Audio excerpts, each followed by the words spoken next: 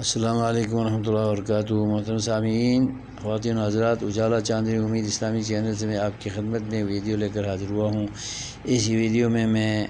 یہ بیان کرنا چاہتا ہوں کہ اللہ تبارک و تعالیٰ نے قرآن کریم میں جتنے علوم و احکام، عقائد، رہنمائیاں، اخلاقیات اور انسانوں کی ضرورت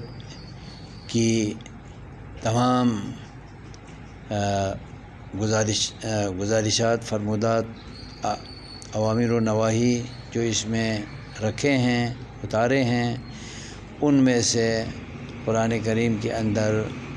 اللہ تبارک و تعالیٰ نے یہ بات بھی، یہ پہلو بھی بالاشارہ اور بالاختصار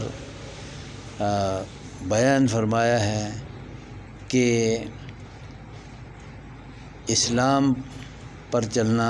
ہدایت ہے، اور وہی اسلام جو محمد رسول اللہ صلی اللہ علیہ وسلم لے کر آئے ہیں، اور ان کی نبوت و رسالت کے ذریعے ہمیں جو اسلام ملا ہے کتاب و سنت کی روشنی میں، وہی قابل اعتبار اور قابل نجات اور اللہ تعالیٰ کو پسندیدہ ہدایت ہے۔ اور اس سے جو انحراف کیا ہوا راستہ ہے، جو یہود و نصارہ نے اپنایا ہے، مجوس نے اپنایا ہے، ملحدین نے اپنایا ہے، اور اسلام مخالف جتنے بھی انسان ہیں، مکاتب فکر ہیں، انہوں نے اپنایا ہے، وہ گمراہی اور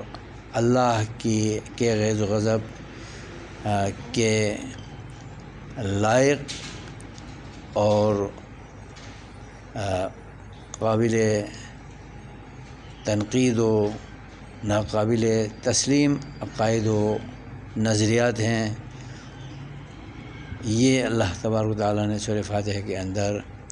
غیر المغضوب علیہم ولا الضالین کے زمرے میں اور اس کے تناظر میں بیان فرمایا ہے، جو کہ اس قسم کے تمام عنوانات کا خلاصہ ہے، جو غیر المغضوب علیہم ولا الضالین کے حوالے سے تناظر میں بیان فرمائے۔ اسے بھی آپ ناظرین و سامعین توجہ سے ذہن نشین فرمائیں۔